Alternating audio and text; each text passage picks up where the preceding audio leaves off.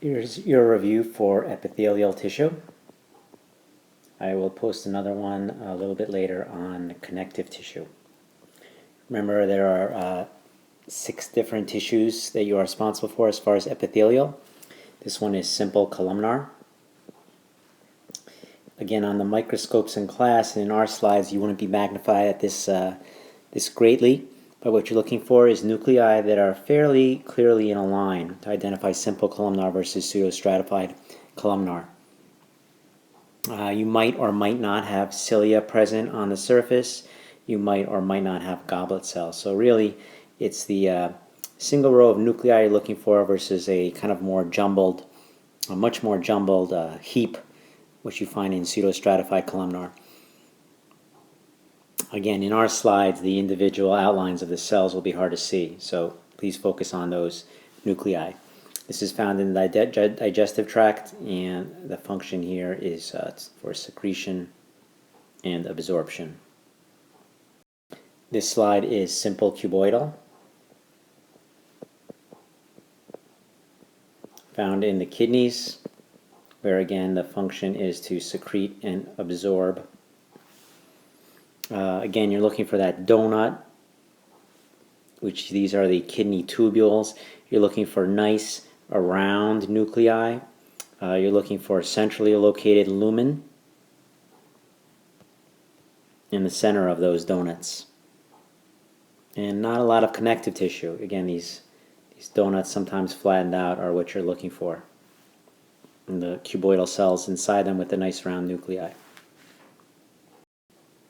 This is simple squamous, found in the lining of the lungs. Function is for diffusion. Pretty obvious. In adipose, usually the cells are much more symmetrical or round, not wavy and uneven like this. And again, in simple squamous, you have the nuclei should be common along the edge here of the space, whereas in adipose, it's one nuclei per cell, and here it's a different view where each individual arrow is pointing to an individual cell on the border of the lungs here.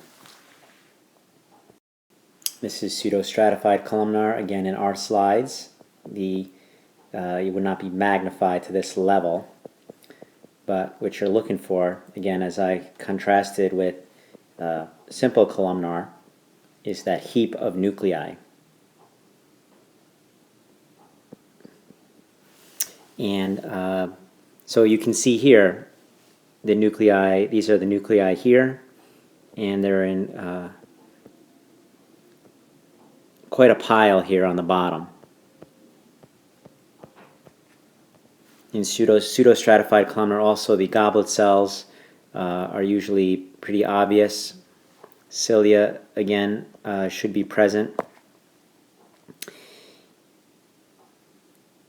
And again, by definition, a pseudostratified columnar is a simple tissue. It's a single layer of cells, where some cells are tall and thin, and other cells, hard to see in this view, but would be short and squat. And other cells, again, are taller and reach the surface. So actually a single layer of cells. You have 2 stratified epithelial tissues you're responsible for. Transitional is one of them. In transitional tissue, the surface of the tissue bordering the lumen has these rounded dome-shaped surface.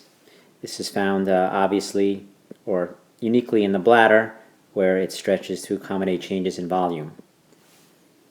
In comparing it to stratified squamous, usually not as many layers as in stratified squamous, and the nuclei should look fairly round on top in the apical layers and fairly round on the bottom in the basal layers.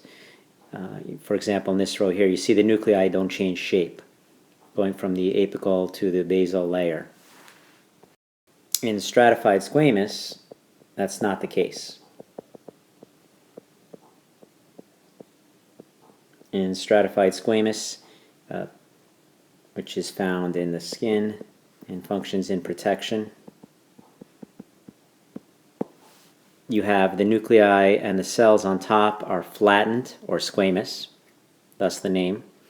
And as you get towards the basal layer, you can see the nuclei here are rounder. So there is a change in the shape of the cell. Again, flat nuclei towards the apical end, rounder nuclei towards the basal end. Often in skin too, you get this curly border towards the connective tissue end or basal end. And the number of layers usually is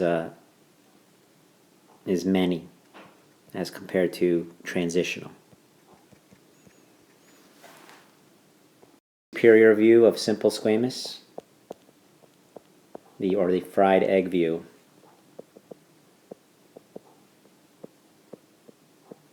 This should be also fairly obvious. Nuclei in the center like this, you won't have that in adipose, which I guess this could be confused with. And that's it. I hope to post one sometime this weekend for connective tissue.